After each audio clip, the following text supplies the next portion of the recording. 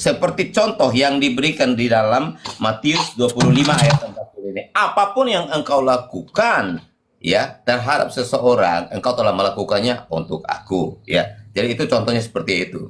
Makanya Yesus mengambil peran tanggung jawab ya sebagai seorang pemimpin, seorang panutan ketika bawahannya itu melakukan sesuatu ya mengalami sesuatu, maka ia akan berdiri untuk membela ya. Itulah cara kepemimpinan yang benar. Bentar, nih yang bohong kamu atau kitabmu atau Yesusmu? Coba kamu baca yang di ayat 5-nya. Jawab Saulus, siapakah engkau Tuhan? Katanya, akulah Yesus yang kau aniaya itu. Jadi suara itu memancar, akulah Yesus, aku yang dianiaya, bukan orang lain. Nah pertanyaannya, kapan Paulus ketemu Yesus? Terus berantem dengan Yesus kapan? Tujuannya Paulus ke Damsik itu untuk apa? Oh, saya nggak tanya tujuannya. Saya tanya kapan ketemunya Paulus dengan Yesus. Makanya kamu harus tahu, ketika Paulus dalam perjalanannya ke Damsik adalah untuk mengejar pengikut Kristus. Supaya ketika orang-orang, karena Paulus sebelum tiba ke Damsik, dia sudah melakukannya di Yerusalem, mengejar, menangkap orang-orang percaya, ya, yang percaya kepada Yesus, yang menjadi murid Yesus, sampai dia kejar sampai di Damsik. Nah, ketika dalam perjalanan untuk mengejar orang Kristen itu, murid Yesus itulah, Yesus berkata kepada Saulus, ya, mengapa engkau dilarikan ke murid lagi kan? Lah, karena itu pengikut Kristus. Lah, di sini yang dianiaya itu Yesus, bukan murid. Gimana sih? Berarti heran saya. menganiaya Yesus secara langsung, tetapi melalui pengikutnya itu. Makanya berarti bohong tuh cahaya tuh. Cahaya yang menemui Saulus itu berarti bohong dong. Akulah katanya, akulah Yesus. Ya, ini bahasa alegoris ya. Jadi bahasa alegoris pula kau dia. udah jelas sekali bahasanya akulah Yesus. Bahasa alegoris apanya? Ini bahasa kiasan bahwa engkau telah menganiaya aku itu karena merujuk kepada pengikut Kristus yang dikejar oleh Saulus ini. Lah, kitab kau sendiri kau mau pelintir. Akulah Yesus, Yesus yang dianiaya. Astagfirullahaladzim, kelakuan pendeta ya kayak gini. Kalau Anda mau memahami bahasa Alkitab itu dengan pemikiranmu, maka nggak akan nyambung.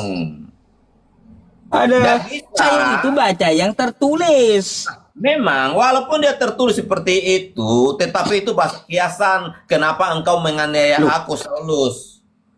Ya. Bahasa kiasan. Dari mana kamu bisa menentukan itu kiasan? Itu karena merujuk kepada para pengikut Kristus itulah. Makanya Yesus katakan kepada Paulus, secara tidak langsung engkau telah menganiaya aku.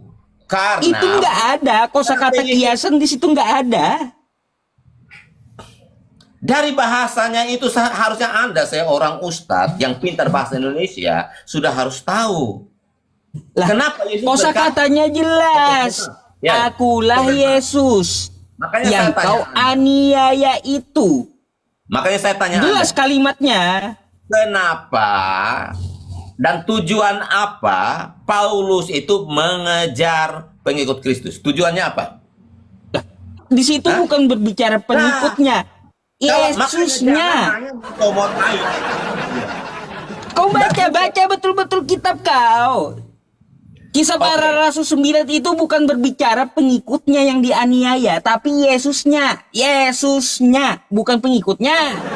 Iya, makanya saya bilang sama Anda, sebagai seorang pemimpin yang benar ya, seorang pemimpin yang benar, ketika pengikutnya itu dianiaya, dia tidak akan bersembunyi di balik layar. Oh, biar aja kamu dianiaya, tongke mau sakit kayak mau apa kayak biar aja. Itu namanya pemimpin bodong, pemimpin yang nggak punya tanggung jawab. Makanya Yesus Tuhan Aduh. kami itu, ya, dia membela setiap anak pengikutnya. Maka itu ketika Paulus ini dia berencana untuk menangkap semua pengikut Kristus sampai ke Damsyik. Di situ Yesus hentikan, ya, supaya dia tidak melanjutkan apa yang akan dia lakukan, yaitu membumbung. Asumsimu itu. Mana datanya kayak gitu? Saya tanya Anda, tujuan Paulus ke Damsyik itu untuk apa? Enggak. Lah, di situ kan diceritakan. Anda tahu nggak tujuannya Paulus ke Damsyik? Saulus ke Damsyik, tahu nggak? Saulus bertobat. Tuh. Iya, tujuannya dia sebelum dia bertobat, tujuannya dia apa? Kamu tahu nggak? Hah? Dalam apa ini? Sementara itu berkobar hati Saulus mengancam dan membunuh murid-murid Tuhan. Nah, kayak gitu. Berkobar untuk membunuh murid-murid Tuhan, pengikut Tuhan, kan? Karena tujuannya dia adalah untuk membunuh dan membicarakan pengikut Tuhan.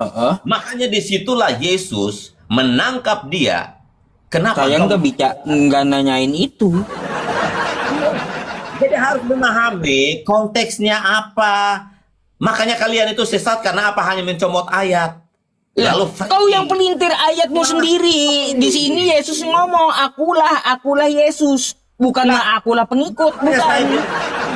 Kenali dulu tujuannya Paulus itu apa. Anda sudah membacakan, maka berkobar-kobarlah hati Paulus untuk membumbun. Di situ ada Ya itu berkobar-kobar hati Paulus, tapi cahaya yang datang sama Paulus itu mengaku akulah Yesus, bukan Nah, akulah memang. pengikut. Bukan akulah Akulah pengikut Yesus. Yesus, bukan. Itu Macam mana? itu kepada pengikut-pengikut Kristus yang sudah dibumbun oleh Paulus ini. Kau Karena pelintir dia- lagi kan kosakata Yesus, kitabmu sendiri kau pelintir. Akulah Yesus, tulisannya bukan pengikut. Kau bicara pengikut. Nah, memang aniaya itu merujuk kepada Ucup. Saya heran ya. Kamu ini belajar bahasa Indonesia seperti apa ya? Aduh, di situ tulisannya jelas bukan majas, jelas terang benderang. Akulah Yesus. Yang kau aniaya itu, mau kau larikan kemana? Ke pengikut? Nggak nyambung. Pertanyaannya sejak kapan Paulus ketemu dengan Yesus? Kapan Paulus menganiaya Yesus? Kita baca ya dari ayat yang pertama ya, dengarkan. Supaya Anda paham. Sementara itu hati Saulus masih berkobar-kobar untuk mengancam dan membunuh murid-murid Tuhan. Ia menghadap imam besar. Ya, hatinya berkobar-kobar untuk membunuh. Ya.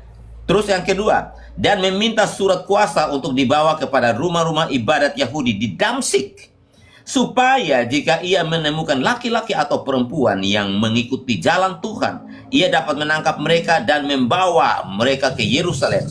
Nah, lihat, dalam perjalanan ke Damsyik, ketika ia sudah dekat kota itu, tiba cahaya memancar dari langit mengelilingi dia. Ia rebah ke tanah. Ayat yang keempatnya, seperti yang Anda mau dibacakan. Suara yang berkata kepadanya, Saulus, Saulus, mengapa engkau menganiaya aku? Nah, ya, jawab Saulus, siapa engkau Tuhan? Tuhan katanya, akulah Yesus yang kau aniaya itu. Tetapi bangunlah dan pergilah ke dalam kota. Di sana akan dikatakan kepadamu apa yang harus kau perbuat. Teman-teman seperjalanannya pun termangu-mangu karena mereka memang mendengar suara itu tetapi tidak melihat orang pun.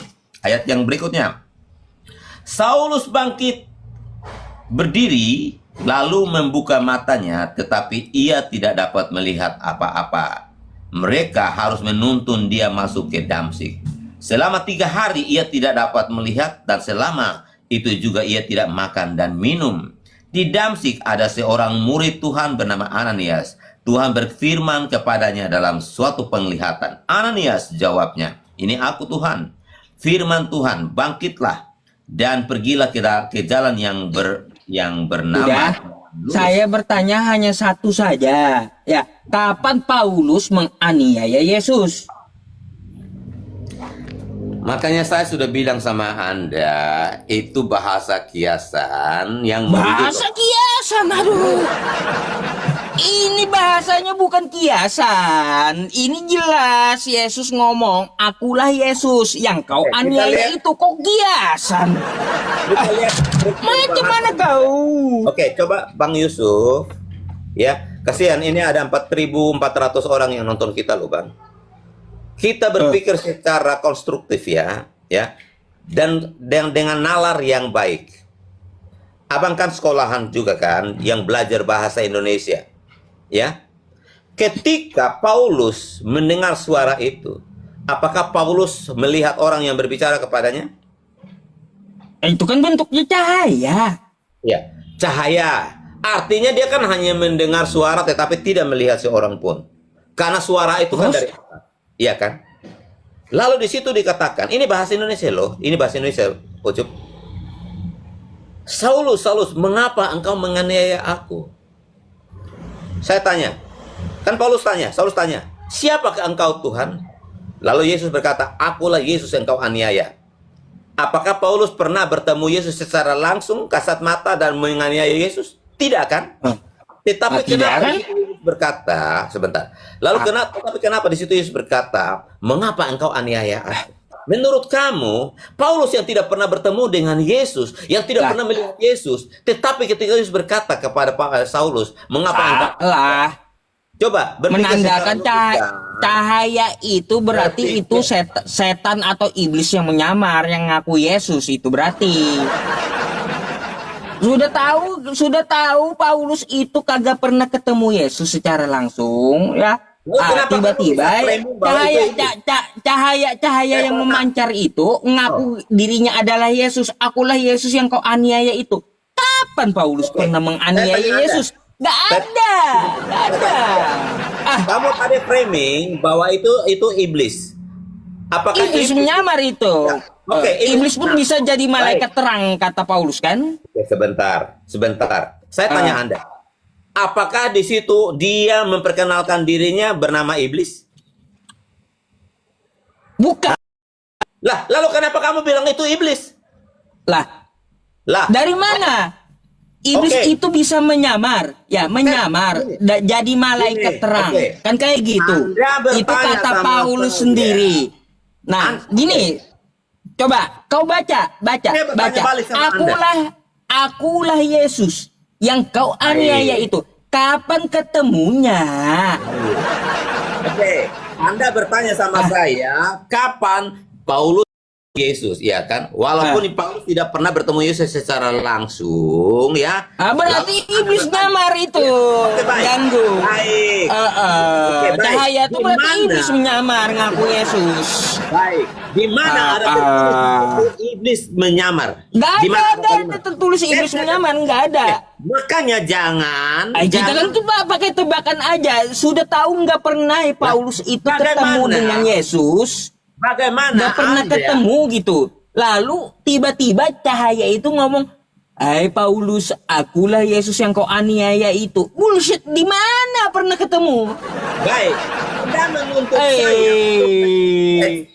Oke, dengarkan baik-baik ya, Usup. Anda menuntut saya untuk menunjukkan bukti di mana Yesus Paulus bertemu dengan Yesus. Bintang timur tuh setan itu, bintang timur. Dulu. Kita bahas ayat ini. Bintang timur tuh setan. Kita bahas ayat ini dulu. Anda framing dan bertanya kepada saya di mana Paulus menganiaya Yesus, ya. Padahal di situ kan Paulus tidak bertemu dengan Yesus dan tidak menganiaya Yesus secara langsung. Lalu Anda mengatakan bahwa itu iblis yang menyamar. Oke, kita lihat apakah di situ ada kalimat iblis. Sekarang saya mau tanya, Bapak segala dusta itu siapa? Sebentar. Saya tanya kamu, Bapak segala dusta siapa? Dua hal yang berbeda. Bentar, Bapak Dua segala hal yang dusta berbeda. siapa? Oke, Bapak segala dusta itu iblis, ya. Nah iblis, udah Oke, aku bilang.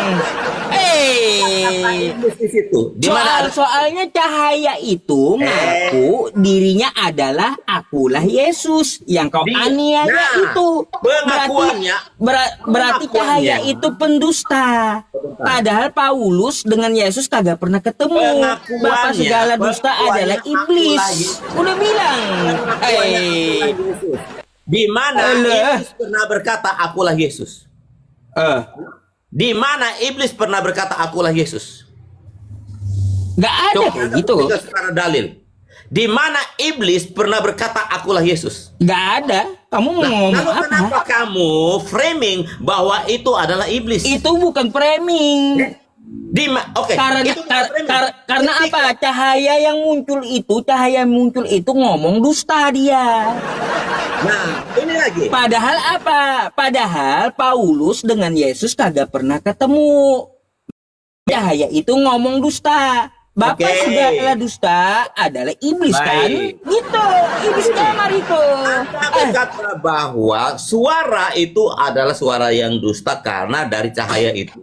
Ya? Oke. Ya memang dusta suaranya. Oke. Kenapa Paulus kagak pernah Baik. ketemu dengan Yesus? Gak pernah. Baik. Oke, baik. Ketika Musa bertemu dengan Tuhan dalam nyala api di semak Beda cerita itu. Beda. Beda cerita Beda. itu. Nabi Musa tuh beda cerita dengan Yesus. Kejadian Paulus Apa yang beda. saya sampaikan tentang api atau sinar cahaya Beda. itu masih ada kaitannya. Tetapi apa yang abang sampaikan itu tidak ada korelasinya sama sekali. Cahaya di mana suara itu keluar berkata akulah Yesus. Lalu Anda mengatakan bahwa itu iblis. Di mana iblis memperkenalkan dirinya bahwa akulah Yesus? Hah? Ya, iblis itu kan bapak segala dusta toh. Terus di mana dia Betul memberi nggak? pengakuan akulah Yesus? Betul nggak iblis itu bapak segala dusta? Di mana dalilnya? Kita ini bicara berdasarkan fakta, data. Ya, iya, kita bicara Berbasis fakta. Bapak ya. segala dusta itu siapa? We speak by data ya. We speak by data ya. Bapak segala Di dusta mana siapa? Nah, memang iblis itu bapak segala dusta. Nah, iblis kan. Oke. Nah, Coba lihat. apakah- Bentar. Kita kaji. Lihat suara itu dia ngomong apa?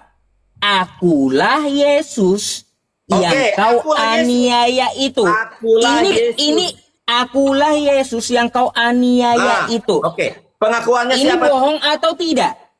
Oke, sebentar. Di situ pengakuannya apa? Akulah Yesus atau Akulah Yesus? Yesus. Akulah Yesus. Oke, benar. Yang kau aniaya itu. Ini bohong atau tidak suara ini? Lah, kok bohong? Lah. Kapan Paulus menganiaya Yesus? Kapan ketemunya? Udah Makanya tahu saya bilang suaranya sama aja Anda, bohong udah. Gimana sih? Anda Udah ini tahu mendapat gelar Yesus itu kagak pernah ketemu Paulus. Abang. Udah bohong itu suara cahayanya. Anda ini nyadar kamu di sebentar. situ. Dusta Oke, udah cahayanya baik. tuh. Kita buktikan ayat selanjutnya. Ya, kita buktikan ayat selanjutnya. Supaya kita buktikan ya, itu Yesus atau iblis yang kamu tuduhkan itu. Baik. Kita langsung ke di Damsyik ada seorang murid bernama Ananias.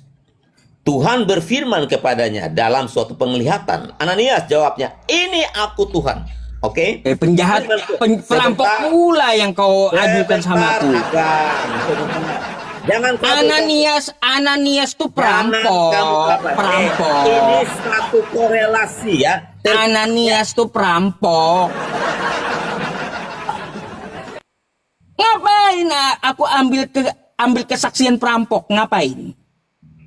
Apa yang Ananias rampok dari kamu? Aduh. Gini aja.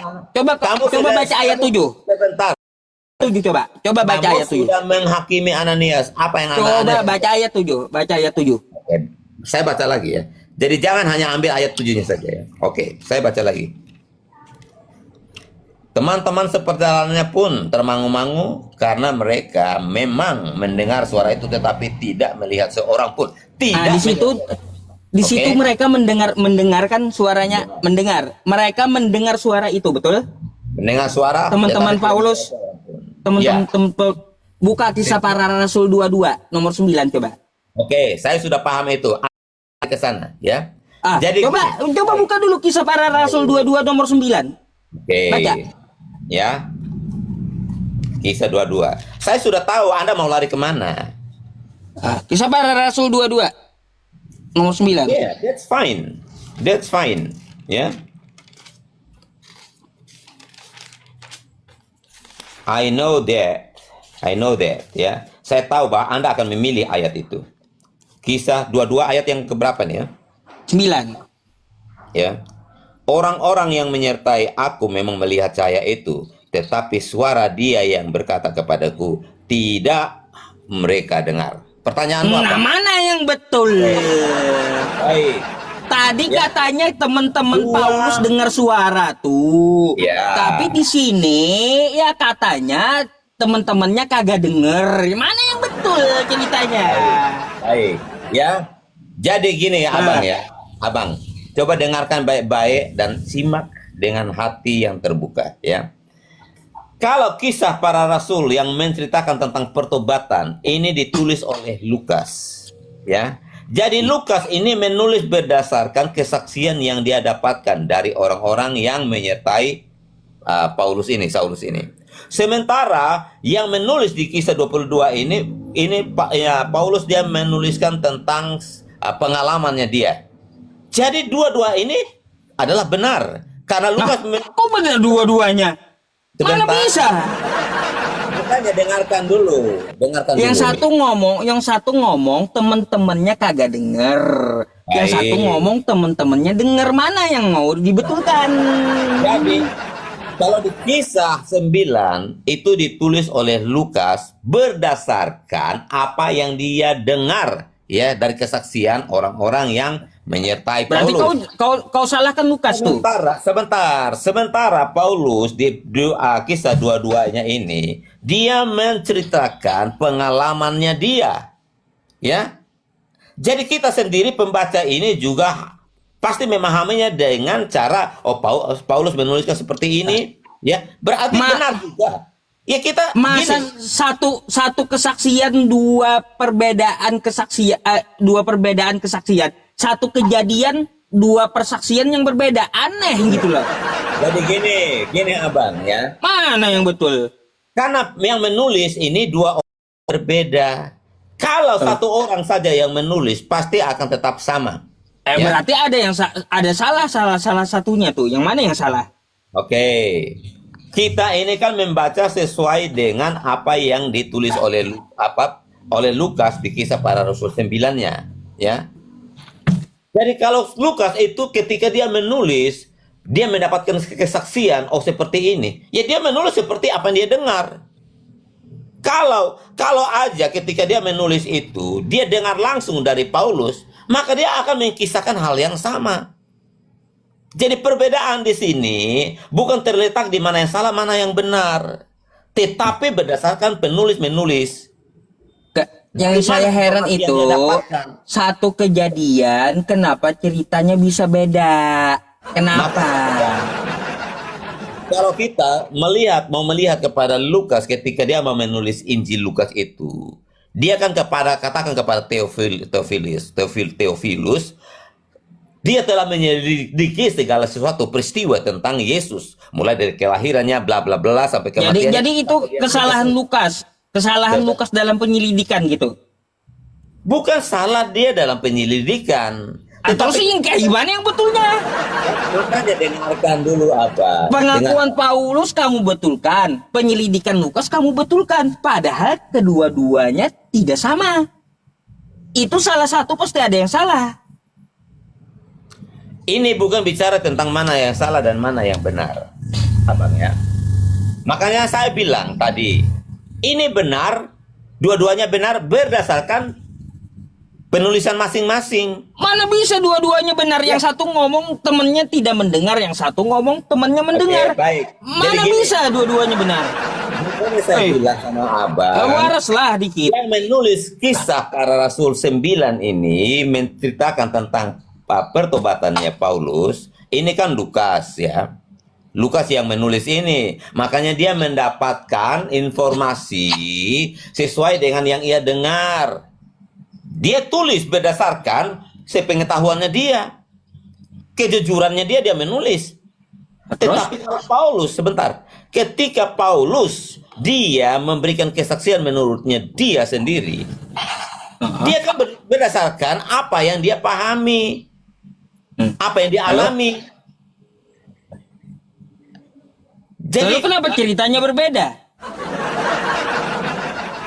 Ayo. gini abang, Kenapa ya. ceritanya berbeda? Satu kejadian kenapa ceritanya berbeda coba? Ya, makanya ketika Alkitab ini dikanon ya, untuk dijadikan satu kitab di dalam kisah para rasul, itu bapak-bapak gereja itu kan sudah mendapatkan semua catatan-catatan, mulai dari Lukas. Oh, Lukas menulis seperti ini, fakta sejarahnya seperti ini yang ditulis oleh Lukas. Sementara ada fakta sejarah juga Paulus menulis seperti ini, makanya dikisahkan di dalam kisah para rasul ini, dan kesannya sepertinya kontradiktif lain sepertinya, tetapi ini kan berdasarkan fakta sejarah ketika Lukas dan Paulus mencatat ini, menulis ini, makanya itu tetap juga dibukukan. Tidak ada yang salah sebenarnya karena mereka berdua Ada yang salah. pengalaman masing-masing. Gimana caranya? Nggak ada yang salah. Satu kejadian, dua cerita yang berbeda. Nggak mungkin ada salah satu itu. Sebenarnya simpelnya gini. Ada yang salah satunya. Nggak mungkin dua-duanya benar. Nggak mungkin. Jadi gini, Paling enggak dua-duanya salah bisa jadi gitu. Ya, jadi gini, abangku yang terhormat, gini ya, bang ya. Lukas itu mendapatkan informasi langsung dari Paulus tentang kisah ini, maka dia akan menuliskan mungkin seperti kesaksiannya Paulus juga. Tetapi Lukas tidak mendapatkan informasi langsung dari Paulus, dia mendapatkan dari orang lain, makanya dia menulis berdasarkan data yang dia dapat. Contoh gini, bang ya. Saya menulis tentang mantan Presiden Jokowi. Saya mengkolek masukan-masukan data tentang Jokowi mungkin dari istri dan anak-anaknya tentang Jokowi dan orang lain, ya. Aduh, Dan kemana-mana ketika- kau nih. Mau kayak gimana? Itu jelas kontradiksi. Mau yang mana kita salahkan, mau mana yang kita betulkan. Kesaksian Jadi Paulus gini, kah, maksud tulisan saya Lukas begini. kah? Makanya Gak mungkin analogi. satu kejadian itu dua cerita berbeda, nggak mungkin. Pasti Bang. ada salah satunya yang salah gitu. Gini, oke lah, Nggak gini ya, Pak. mungkin. Makanya Oh. saya bilang ini bukan mana yang salah dan mana yang benar ya. Karena dari penulisan ini kita memahaminya dulu dari sang penulis ini, dia menulis berdasarkan apa. Kalau Paulus dia menuliskan berdasarkan pengalaman dia secara langsung. Oh, dia mendengar suara itu. Oh, teman-temannya tidak mendengar. Ternyata Lukas ini dia mendapatkan informasi bahwa teman-temannya Paulus ini mendengar suara tetapi tidak melihat. Ya, dia menulis seperti itu. Artinya ini kan ada Berarti kamu mau bilang Lukas salah informasi gitu? Maunya kamu bilang Lukas salah informasi, gitu kah? Ya, saya juga gagal paham ya dengan cara berpikirnya Bang Yusuf ya, Bang ya. Ya, pasti ada yang dikalahkan salah satunya. Gini, Nggak mungkin dua-duanya benar. Anda mau percaya apa enggak, terserah Anda. Ya, tetapi saya menjelaskan berdasarkan data yang ada. Bahwa Lukas menulis berdasarkan informasi-informasi yang dia dapatkan setelah dia kolek, ya, dia mendapatkan cerita seperti ini, ya dia menulis berdasarkan pengalaman cerita dari orang-orang yang melihat fakta itu, peristiwa itu. Sementara Paulus ketika dia menulis pun berdasarkan pengalaman pribadinya dia. Ya berarti Lukas yang salah kalau seperti itu. Jadi gini apa? Kalau kita lihat dari konstruksi, Kalau kamu ngomong kayak gitu berarti Lukas yang salah.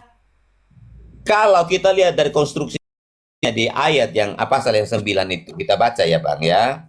Ya. Di situ kan teman-temannya menuntun dia sampai ke kota. Memang tidak ditulis secara eksplisit apakah ada pembahasan antara Paulus dan teman-temannya. Apakah Paulus bertanya, kalian mendengar nggak suara ini? Kalian melihat nggak cahaya ini? Kalian melihat nggak ada orang yang berbicara? Pasti tidak ada komunikasi di antara mereka. Makanya ketika Lukas menyelidiki hal ini pun dia menulis berdasarkan fakta dan kesaksian ya dari orang-orang yang ada di situ. Enggak bisa, enggak ada jawaban pasti kalau kayak gini. Enggak ada yang pastinya yang mana yang betul tuh enggak ada. Kalau narasi kamu seperti itu, kamu menyalahkan Lukas gitu. Lukas Baik. yang salah informasi. Oke, Maunya baik. kayak gitu. Kamu membenarkan Paulus. Gini, saya bilang saya membenarkan keduanya berdasarkan apa yang tertulis. Karena Mana berdasarkan bisa dibenarkan dua-duanya? Soalnya keterangan kedua-duanya bertentangan. Gimana sih? saya Nggak sudah bisa dibenarkan dua-duanya. Yang satu bilang temen-temennya kagak denger. Yang satu bilang ya temennya denger. Baik, Nggak Abang. bisa kita benarkan dua-duanya. Satu kejadian, dua cerita yang berbeda. Pasti ada salah satu yang salah. Nah, Nggak sebenarnya gini, mungkin Bang. dua-duanya benar. Oke, Abang. Gini, Bang. Kalau dari kisah ini, Abang juga kalau sebagai seorang yang terpelajar, Abang juga akan menggali lebih dalam lagi. Kenapa kok di kisah 9 ini beda dengan di kisah 22? Apa penyebabnya? There must be something, ya. Pasti ada sesuatu di sana. Makanya harus digali. Kenapa kok sepertinya kontradiktif? Di pasal 9 seperti ini, pasal 22 seperti ini. What's wrong? Ada apa? Harus digali untuk mendapatkan insight-nya, pemahamannya. Bukan mengklaim seperti Abang sudah mengatakan bahwa oh itu iblis yang menyamar. Padahal di situ tidak ada kalimat iblis menyamar. Tetapi Lah. Anda sudah menuduh. Kosa Oke, saya katanya mau- aja udah ketahuan. Akulah Yesus yang kau aniaya itu. Kapan Paulus ketemu Yesus? Itu aja udah ketahuan dustanya.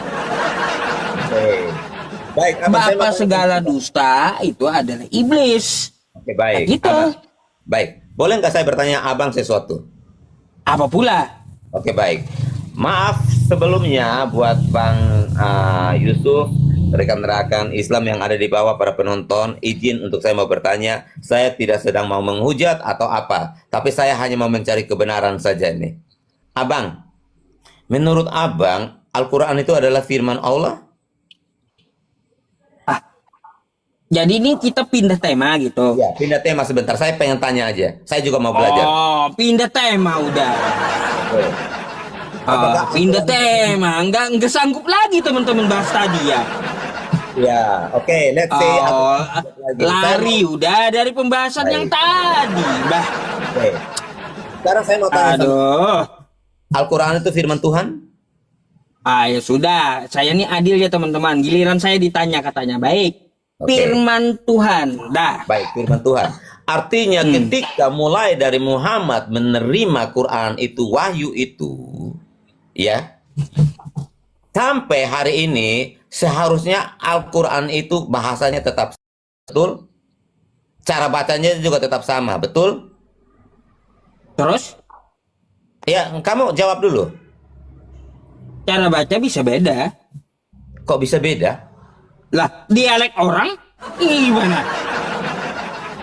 Kan Quran gini, itu ya cara bacanya ada 7. Gimana sih? oke. Ini dalam bahasa Arab kan, Abang? Ada Ini- orang baca kayak gini, wat duha, ada baca wat duhe. Nggak bisa disalahkan. Gini, Abang. Gini, Abang. Gini. Gini, ini kan kita bicara konstruksi bahasa ya. Artinya, contoh bahasa Arab itu cara bacanya seperti apa? Pasti pronunciation-nya juga akan tetap sama. Mau dari planet manapun akan tetap sama pronunciation-nya. Nggak akan bisa berubah, nggak akan bisa berbeda. Betul Cara nggak? cara baca Quran itu ada qiraah sab'ah namanya. Ya, ada cara baca 7, paham? Bukan berarti teksnya beda-beda, bukan. Cara bacanya, dialek orang yang membaca. Paham Oh, nggak? berarti nggak asli dong bahasanya. Bukan nggak asli. Lah, Al-Qur'annya bagaimana? tetap kayak gitu. Coba kayak gini ya. Wasyamsi waduhaha, Indonesia membaca. Ada di Maroko, ada di Afrika nanti baca wasyamsi waduhehe. Karena dia nggak bisa. lidahnya nggak bisa. Abang, abang. Itu namanya qiraah sab'ah, cara baca, bukan berarti Qur'annya beda. Ini Kau contoh, ya, nih. contoh bang. Ini contoh bang. Contoh bahasa Inggris, ya, bahasa Inggris ya. Contoh. Good morning. Good morning. Beda dengan bahasa Inggris, beda gramatik mereka. Abang, Bahasa Arab beda. abang.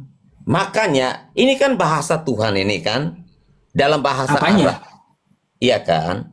Seharusnya tidak akan Yang jelas mengalami yang perubahan diturunkan apapun dalam kepada Nabi pronunciation. Muhammad ya itu logat Quraisy. Nabi Muhammad cuma ya di zaman Nabi Muhammad sudah ada dialek-dialek orang membaca karena lidah cara bacanya dan itu dibenarkan oleh Nabi, bukan berarti Qur'annya beda-beda.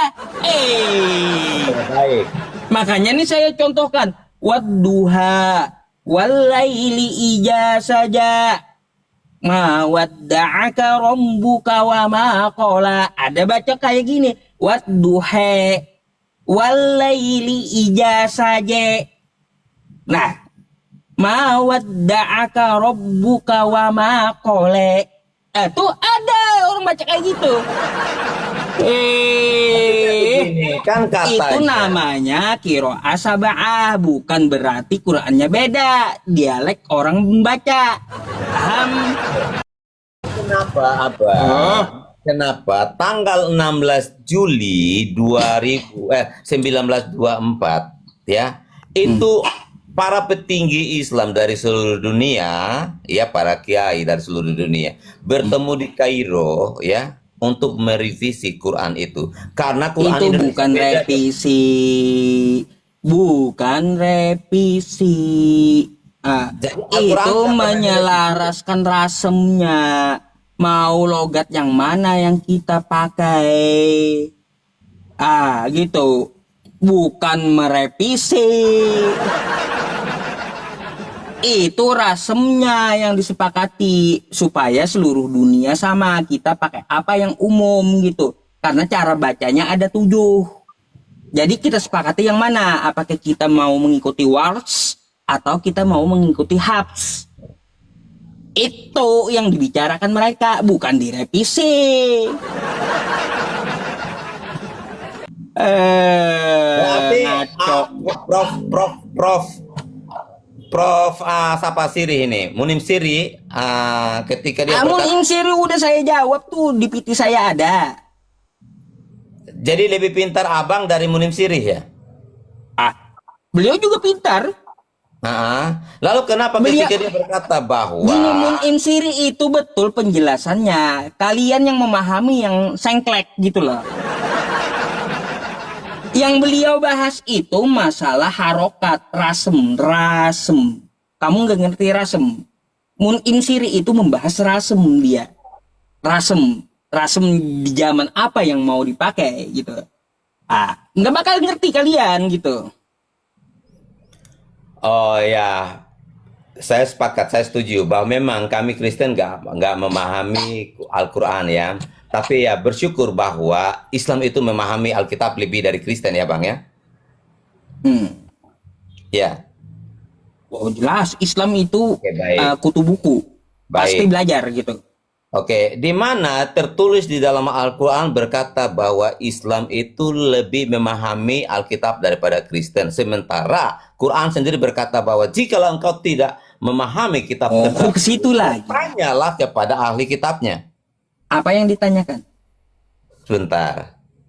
Bentar, apa yang ditanyakan? Saya tanya, benar nggak Quran katakan bahwa kalau engkau tidak memahami kitab terdahulu, bertanyalah kepada ahli kitab. Itu surah apa? Kutanya kamu, surah apa Ya. itu? Nggak ada nggak seperti itu? Surah apa yang kamu bawa tuh? Saya nggak tahu, makanya saya tanya sama abang karena itu bukan surat Nah, saya. makanya cuma dengar-dengar. Nih saya jelaskan, Pak Ingkun tapi syakim mimma. Ya, Quran surah Yunus ayat 94. Yang ditanyakan itu ya, makanya baca dari ayat 90. Yang bertanyalah kepada pemegang kitab sebelummu. Apa yang ditanyakan? Betulkah Fir'aun itu ya mengejar Nabi Musa sampai ke laut? Itu yang ditanyakan. Makanya kau gak bisa otak-atik Quran. Quran di dalam otak saya, Quran saya tuh. Ya. Saya tahu semua. Gitu. Pelanggaran kamu.